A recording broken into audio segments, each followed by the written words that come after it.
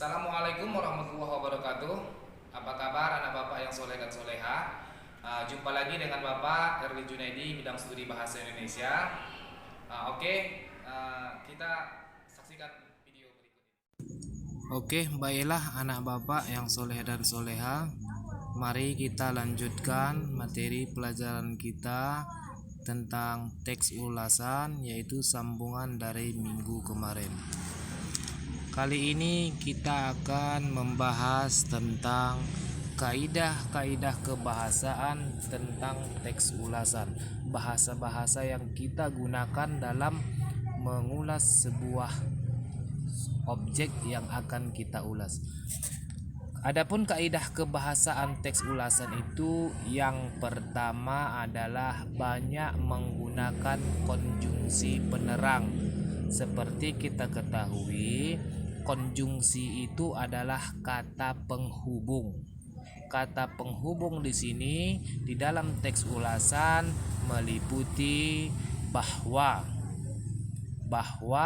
yakni, dan yaitu. Itu adalah termasuk kata penghubung atau disebut dalam bahasa Indonesia yaitu konjungsi.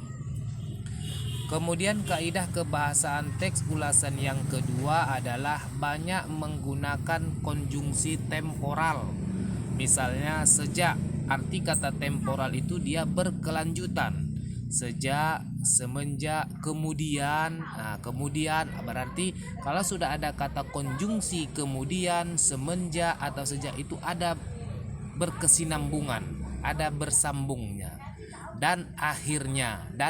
Jadi antara satu paragraf ke paragraf berikutnya itu dibuat konjungsi temporal, yaitu sejak, semenjak, kemudian, dan akhirnya. Itulah yang dikatakan konjungsi temporal.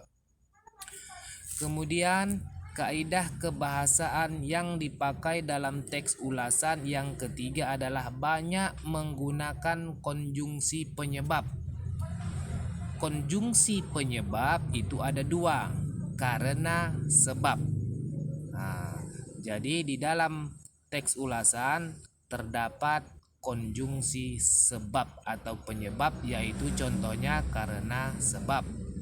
Itu yang dimaksud dengan kaidah kebahasaan teks ulasan. Kemudian selanjutnya yang keempat adalah menggunakan pernyataan saran atau rekomendasi, ditandai dengan kata sebaiknya, seharusnya, dan hendaknya. Itu yang dikatakan saran. Artinya di dalam teks ulasan terdapat kritikan, saran, kemudian pujian. Itu yang dimaksud dengan teks ulasan. Jadi di dalam kita mengulas suatu objek, hendaknya kita memberikan saran.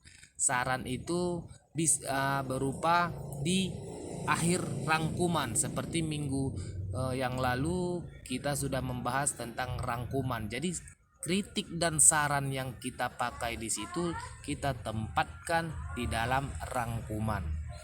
Jadi kalau kita umpamanya mengulas sesuatu, setelah kita membaca keseluruhan teks yang akan kita ulas, maka sebaiknya di akhir kita mengulas sesuatu objek itu seharusnya kita memberikan saran atau rekomendasi, yaitu dengan kata-kata sebaiknya. Contohnya begini, buku ini sudah bagus, tetapi lebih bagus lagi kalau diberi sampulnya yang menarik, isi gambarnya yang berwarna. Itulah yang dikatakan saran. Saran di situ sifatnya membangun untuk kebaikan ke depan. Maksudnya untuk kebaikan si penulis. Itu namanya saran. Saran dari si pengulas kepada si pembuat. Itu yang keempat, menggunakan pernyataan saran atau rekomendasi ditandai dengan kata sebaiknya, seharusnya, dan hendaknya. Itu yang dikatakan saran.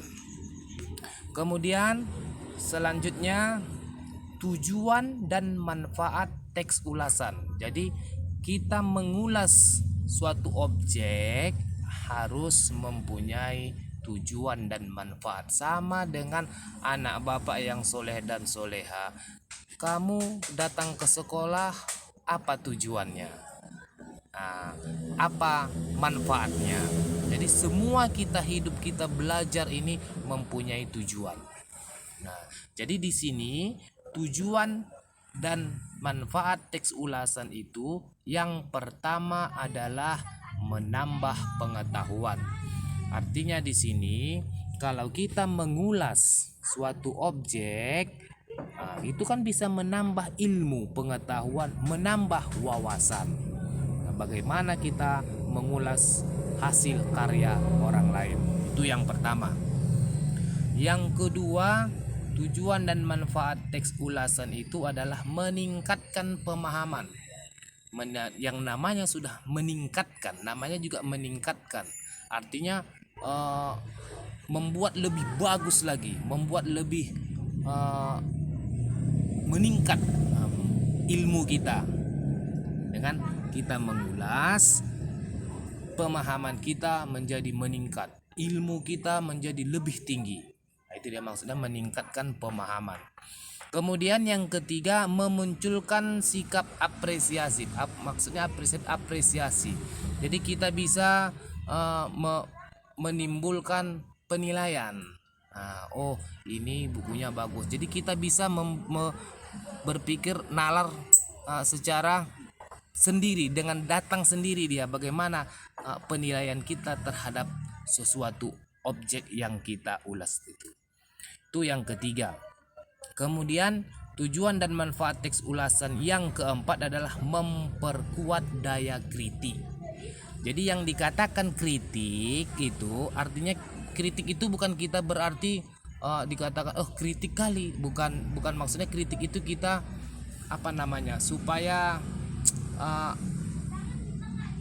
kritik itu sifatnya membangun, supaya si pembuat suatu objek tadi, katakanlah umpamanya atau film atau buku atau drama, supaya dia lebih bagus lagi ke depan, maka kita kritik.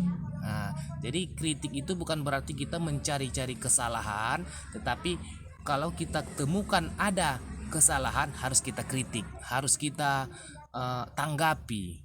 Tetapi dengan catatan kritikan kita itu harus ada solusinya. Jangan kita mengkritik tetapi tidak ada jalan keluar. Harus kita memberikan bagaimana yang terbaik, bagaimana seharusnya. Itulah yang dimaksud dengan kritik. Kemudian ciri-ciri teks ulasan, yaitu teks ulasan merupakan pendapat pribadi. Kan tadi kan sudah Bapak katakan, kalau kita mengulas sesuatu, berarti kan di dalam teks ulasan itu kan ada beberapa pendapat kita atau pendapat si penulis itu yang didasarkan pada fakta. Jadi kita memberikan pendapat itu berdasarkan pada kenyataan, bukan kita rekayasa, tetapi berdasarkan apa yang ada yang kita lihat. Itu yang dimaksud dengan teks ulasan merupakan pendapat pribadi seseorang yang didasarkan pada fakta. Jadi mungkin harusnya kita kalau umpamanya memberikan pendapat kita itu yang logis, yang logika, masuk akal, diterima akal sehat, dan kemudian ada fakta-fakta yang kita cantumkan di situ. Jadi kita ada bukti bahwa kita itu memberikan pendapat itu disertai dengan fakta-fakta yang akurat.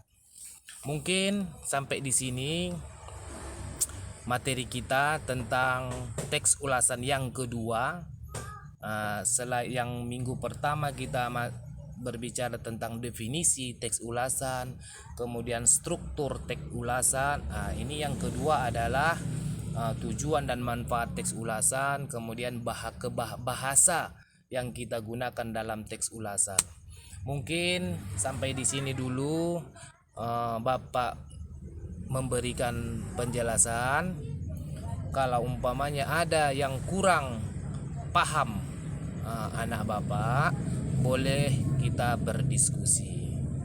Oke, anak Bapak, mudah-mudahan apa yang Bapak sampaikan ini bermanfaat untuk kita semua, dan tetap Bapak instruksikan kepada anak-anak Bapak supaya tetap menjaga kesehatan.